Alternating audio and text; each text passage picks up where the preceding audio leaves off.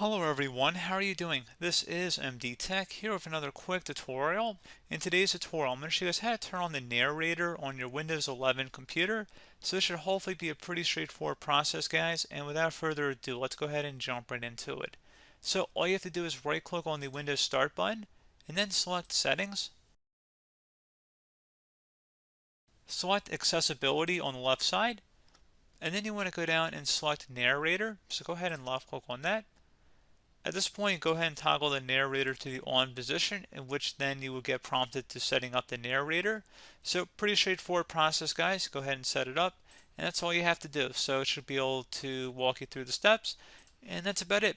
So as always, thank you guys for watching this brief tutorial. Do hope I was able to help you out, and I do look forward to catching you all in the next tutorial. Goodbye.